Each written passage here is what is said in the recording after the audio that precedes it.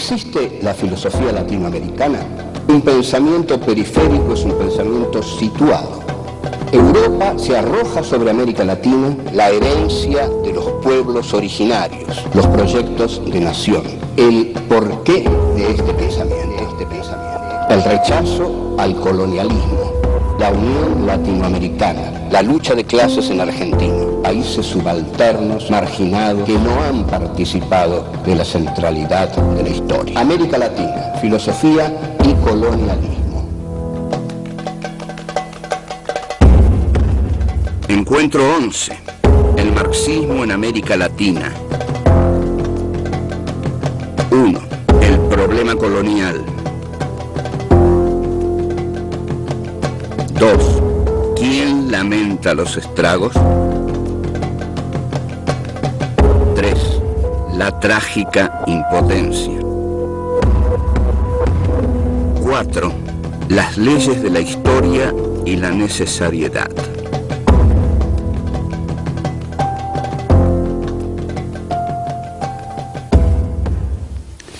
Este es nuestro encuentro número 11 y este encuentro número 11 de Filosofía Aquí y Ahora 4, y en el que vamos a tratar el marxismo en América Latina, para lo cual vamos a hacer un análisis del pensamiento de Marx acerca del problema colonial. Voy a decir que Marx en realidad, en mi concepto, no se ha lucido en cuanto al análisis del problema colonial, pero estaba bastante condicionado por su formación hegeliana para no lucirse en esta cuestión, sino para entenderla más bien digamos, equivocadamente. Hay en Hegel una concepción dialéctica de la historia que afirma que la historia tiene un devenir necesario, universal, inmanente, dialéctico, es decir, que la historia marcha necesariamente en una dirección. A esto se le llama teleología. Telos quiere decir fin, y estudio de los fines es lo teleológico. Lo teleológico es el camino necesario que la dialéctica tiene que recorrer para que la historia se cumpla. La historia, cuando toma Marx esta dialéctica, Marx va a insistir mucho en que la historia crea a los propios sepultureros de aquellos movimientos históricos que la han encarnado en determinado momento. Esto en Hegel estaba. Hegel había afirmado que había determinados momentos históricos que devenían lo que Hegel llamaba positivos, es decir,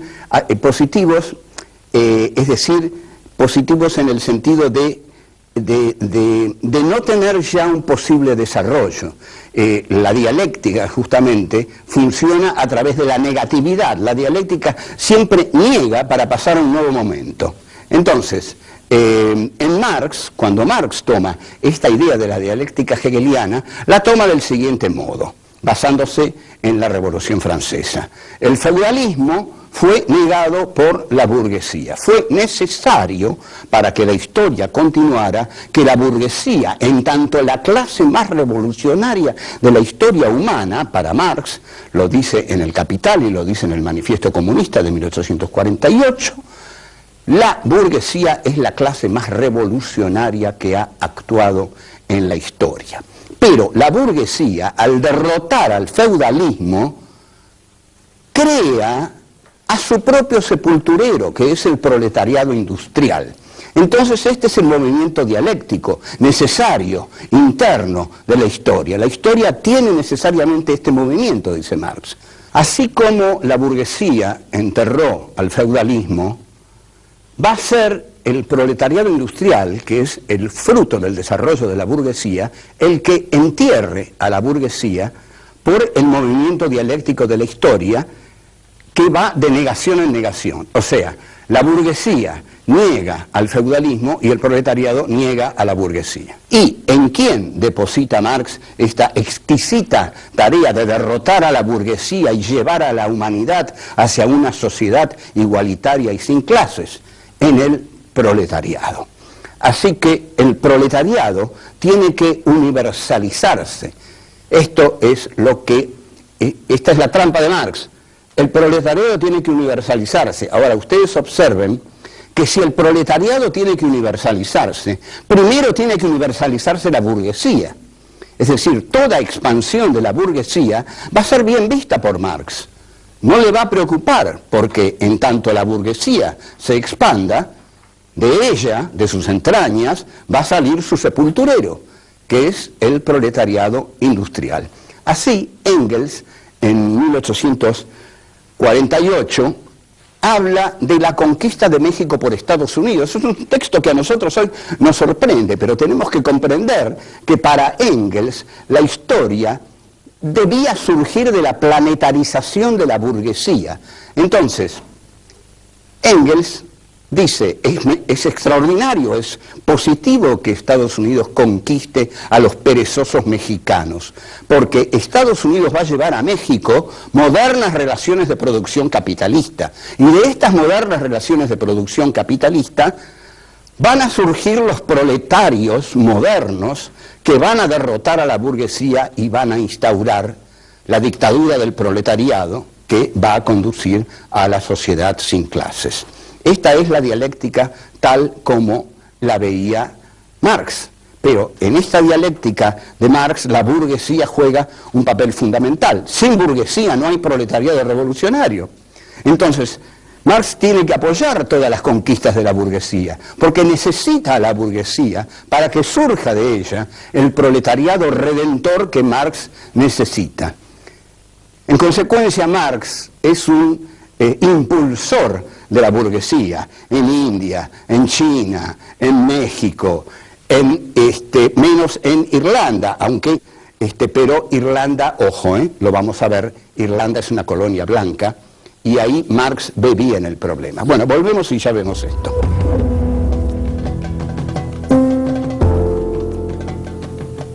Es tan fuerte el pensamiento dialéctico de Marx que justifica hasta los horrores del progreso. Y ojo, el pensamiento colonial de Marx forma un corpus muy importante en su pensamiento. No son 2 o 3 artículos sueltos, pero cuando termina el artículo a la dominación británica en la India, para justificar los estragos que Inglaterra ha hecho en la India, cita a Goethe, y el texto de Goethe es: ¿quién lamenta los estragos si los frutos son placeres? No mató a miles de seres Tamerlán en su reinado. O sea, hay aquí una justificación de la barbarie en tanto progreso. Si la barbarie implica un progreso, justificada está. O sea, a pesar de todos sus crímenes, Inglaterra es un instrumento del progreso. Un instrumento inconsciente, porque la burguesía cree que está triunfando, según Marx, la burguesía cree que está triunfando y dominando el mundo, pero en realidad, para Marx, la burguesía está creando la obra maestra que la va a destruir, y que es el proletariado. Esto no pasó así, digamos, esto, bueno, lo sabemos, pero no vamos a dejar de reconocer que hay otros textos de Marx sobre el colonialismo que implican un reconocimiento mayor. Por ejemplo, para ser libre en su casa, John Bull necesita esclavizar a los pueblos que están fuera de las fronteras de su estado. Analicemos esta frase. Para ser libre en su casa, John Bull, o sea, Inglaterra, necesita esclavizar a todos los otros pueblos que están fuera de su casa. Esto es el colonialismo, esto es el imperialismo. Y esto recuerda una gran frase de Jean-Paul Sartre en el prólogo a Fanon, donde dice: Europa se ha hecho a sí misma fabricando esclavos y monstruos. Ahora, en el pensamiento de Marx también, quienes intentan defenderlo con toda buena fe, porque hay muchos que tienen, por supuesto, una relación pasional con Marx. Yo la tuve en algún momento, lo que pasa es que ya no tengo relación pasional con ningún filósofo. Pero tratan de defender a Marx diciendo, bueno, pero está la cuestión irlandesa, Marx entendió bien la cuestión irlandesa. Sí, Marx entendió bien la cuestión irlandesa, pero tengamos en cuenta que Irlanda era una colonia blanca. Y Marx entonces dice, la liberación de Inglaterra depende de la liberación de Irlanda, porque se da cuenta que Inglaterra, al explotar a Irlanda, compra a su proletariado interno, ¿no? Tal como, pero no ve que la explotación colonial ocurre lo mismo. Es por la explotación colonial que Inglaterra puede comprar a su proletariado interno. Ahora, en la cuestión irlandesa sí lo ve. Esto, es decir, y esto no lo aplicó al resto del mundo, esto lo aplicó a la cuestión irlandesa. En todos los otros esquemas de Marx, e incluso en el texto terrible que escribe sobre Bolívar, Marx aplica el esquema dialéctico. La burguesía tiene que planetarizarse para que surja el proletariado. Entonces, ahí sí la revolución es posible.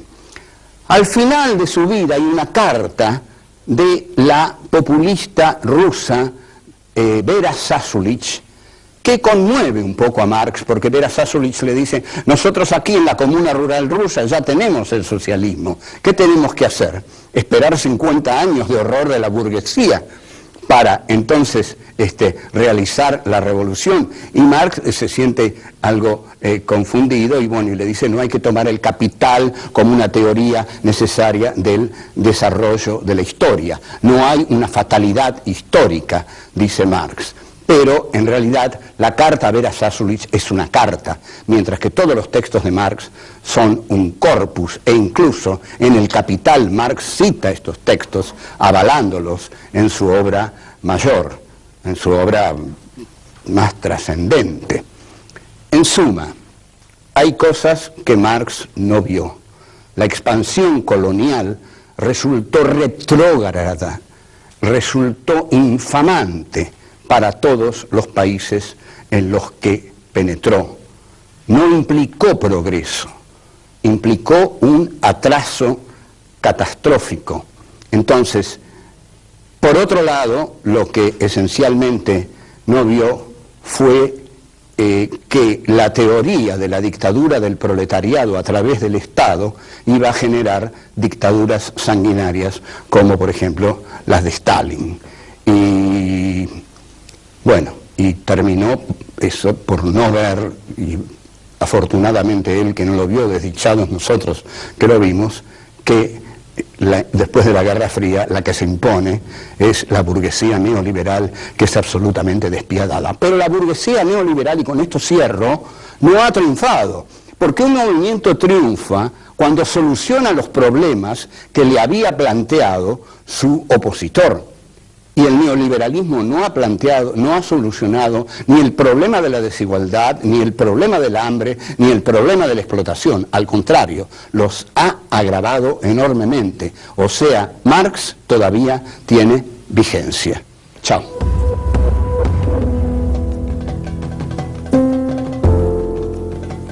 Contrariamente a José Carlos Mariátegui, de quien habíamos rescatado el nacionalismo, por supuesto peruano, que late en las páginas de su libro Los 7 ensayos, los marxistas argentinos trasladan mecánicamente los esquemas de Marx, sobre todo los del Manifiesto Comunista, y bueno, y algunos otros. No tanto los del Capital, porque bueno, les costaba más leer el Capital, pero bueno, sí, algunos han leído el Capital, pero quien más inteligente ha sido, y que sin duda no le niego que haya leído el Capital, es en trasladar estos esquemas de Marx, fue Milcíades Peña, en una serie de libros que son muy valiosos, porque por algo uno ha polemizado con ellos, pero en Peña se da la perfecta traslación del pensamiento de Marx a la realidad argentina del siglo XIX. Esto se puede ver en un libro como La Era de Mitre, un muy buen libro de Milcíades Peña, uno esté o no de acuerdo, y donde Milcíades Peña dice que la única opción que tenía la Argentina era atraso con apoyo popular o progreso con oligarquía e imperialismo. Con oligarquía e imperialismo, el avance, digamos, el progresismo era inevitable, pero se hacía a expensas de recibir el capital británico. Hay una célebre frase de Mitre que dice: brindo por el capital británico y el esfuerzo argentino. Ahora, hay un movimiento popular en todo el interior argentino, que es el movimiento federal, que en determinado momento llega a tener un gran poder en las figuras de Felipe Varela, Justo José de Urquiza y el Paraguay, que Milcíades Peña valora enormemente el Paraguay, porque dice que es el único intento autónomo de desarrollo que hubo en América Latina. Este movimiento de resistencia del interior mediterráneo, Urquiza y el Paraguay, fracasa por varias causas. Urquiza, ante todo, traiciona en la batalla de Pavón, y los caudillos federales son barridos a sangre y fuego. Luego de esa batalla de Pavón, en una guerra de policía que Mitre declara a las provincias, y la oligarquía argentina se entrega así a la vía fácil de entregarle el trigo y las vacas al capital británico. O sea que esta oligarquía no le entrega al país ningún futuro. Porque ya lo hemos dicho otras veces y lo vamos a decir ahora: un país tiene futuro cuando crea un mercado interno y una industria para ese mercado interno. Ahora, preguntemos, ¿qué podía hacer Ángel Vicente Peñalosa? ¿Qué podía hacer Felipe Varela? ¿Qué podía hacer Juan Facundo Quiroga? Bueno, podían hacer muchas cosas. El interior, pocos países de América Latina tuvieron una riqueza en el interior. El interior, está muy bien dicho el interior, porque este país miró siempre para afuera, porque la gente de las provincias no quiere que le digan el interior, y el interior es mirar para adentro. Entonces, lo que hace la oligarquía de Buenos Aires es arrasar con toda la política que le oponían los caudillos federales. Y fue un movimiento tremendamente sanguinario, con 2000 gauchos asesinados, al frente de asesinos como Ambrosio Sandes, Irrazábal, etcétera, etcétera. Y bueno, esto fue así. Milcíades Peña lo que postula es que la derrota de las montoneras federales era inevitable, y lo postula porque está siguiendo los esquemas de Marx. Lo que ocurre es que el error de Milcíades Peña es el de creer que la burguesía de Buenos Aires era la burguesía en la que Marx pensaba. Pero Marx pensaba en otro tipo de burguesía, en una burguesía dinámica, creadora, industrial, que iba a generar proletarios. La burguesía argentina no generó nada, vivió de la abundancia fácil. Entonces, Milcíades Peña va a decir: hay una trágica impotencia de las montoneras. Aunque Felipe Varela se hubiera instalado en el fuerte de Buenos Aires, no hubiera podido hacer otra cosa más que la que hizo Mitre. Su derrota a manos de la oligarquía era inevitable. No hay nada inevitable en la historia, pero digamos que Milcíades, aferrado a la necesariedad dialéctica de Marx, cree, aunque lo odia a Mitre y lo detesta, pero sin embargo cree y lo justifica, y dice que Mitre es la necesariedad histórica porque implica la relación de la burguesía argentina con el Imperio Británico. Entonces, este factor capitalista para Peña va a ser progresivo, mucho más progresivo de lo que pudieran imponer las montoneras del interior. Tampoco piensa en una posible conciliación entre el interior y Buenos Aires que hubiera dado otro país. Pero, sin embargo, Marx, habrá pensado Peña, habría aplaudido el arrasamiento de la barbarie gaucha a manos de la civilización de la élite cultural de Buenos Aires. No olvidemos que importan los estragos y los frutos son placeres. No mató a miles de seres Tamerlán en su reinado. No mató a miles de seres el general Mitre en su reinado, y Domingo Faustino Sarmiento, que en mi defensa dice: ahora verán ustedes al militar, al asesino. Estoy hablando, sin embargo, del gran autor de Facundo. Pero el gran autor de Facundo celebró que hayan puesto la cabeza de Ángel Vicente Peñalosa en una pica. Es decir, la crueldad de Buenos Aires en su campaña punitiva en el interior después de la batalla de Pavón fue escalofriante, y el arrasamiento del Paraguay fue un genocidio, 600.000 muertos. Tal vez.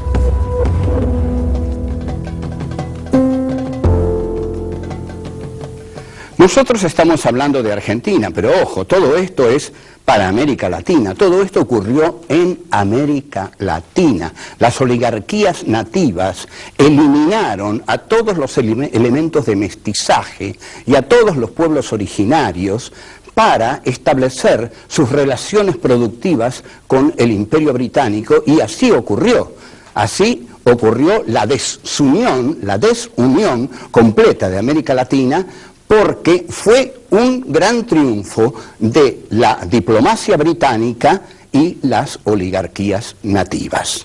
Entonces, aquí, en una novela que escribí, que publiqué en 1990, La astucia de la razón, hago un encuentro ficcional entre Karl Marx y Felipe Varela. ¿Cómo es la cosa? Una hora antes de la batalla de Pozo de Vargas, Marx aparece en el campamento de Varela. Bueno, y Varela le dice: don Marx, qué alegría, qué honor tenerlo por aquí. Pero bueno, no crea, dice Marx, porque vengo a decirle que por favor no presente batalla, porque el triunfo de la civilización que representan los Taboada por estar unidos a Buenos Aires es inevitable. Usted, en la batalla que va a dar, don Varela, va a ser derrotado. Y Varela le dice: ¿por qué voy a ser derrotado? Porque hay leyes de la historia, le dice Marx. Hay leyes de la historia, y las leyes de la historia dicen que ese ejército que usted tiene enfrente, al representar a Buenos Aires, representa el progreso, porque Buenos Aires representa el progreso en este país. Y si nos matan a nosotros, a los gauchos, dice Varela, ¿quiénes van a venir a reemplazarnos, a pelear contra Mitre, por ejemplo? Ah, no, dice Marx. Cuando a ustedes los derroten, la burguesía de Buenos Aires va a instaurar su poder por todo Buenos Aires, y ahí van a surgir los proletarios revolucionarios que van a liquidar a esa burguesía. Ajá, dice Varela, usted va a ver que a sus proletarios revolucionarios le van a decir lo mismo, le van a decir: no peleen, es inútil, no peleen.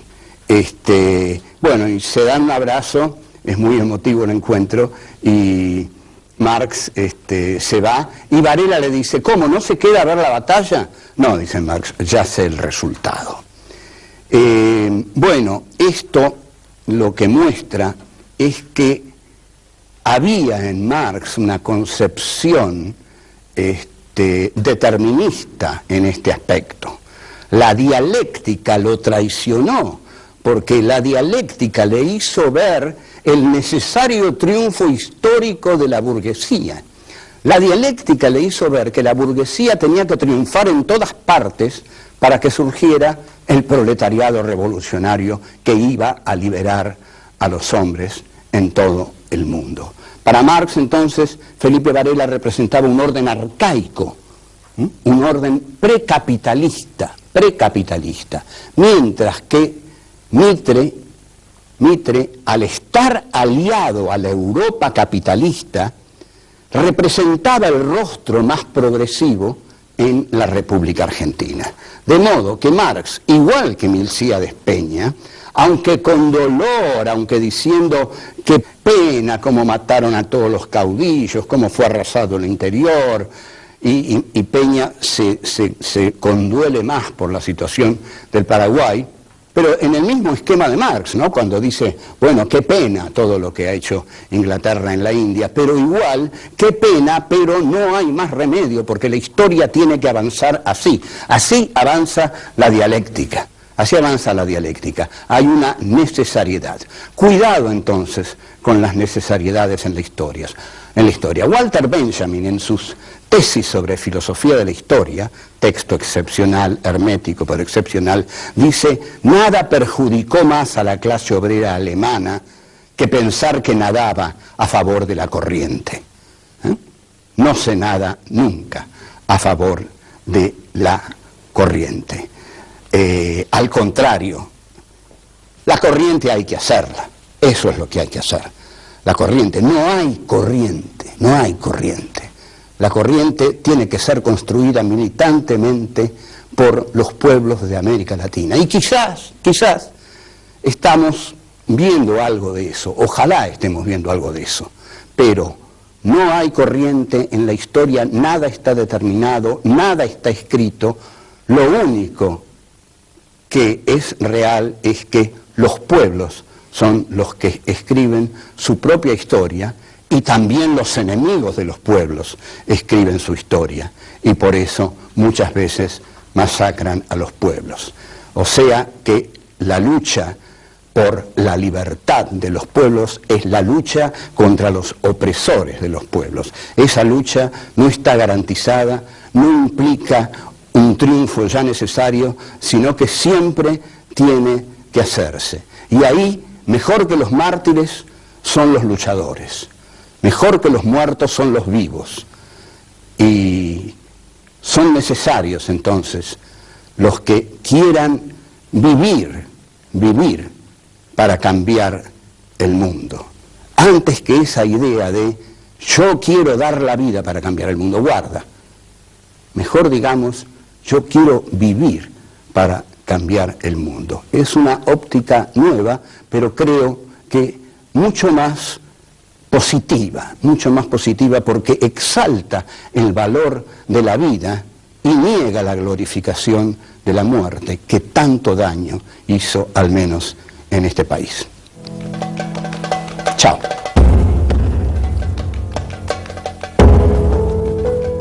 La expansión colonial resultó retrógrada, resultó infamante para todos los países en los que penetró.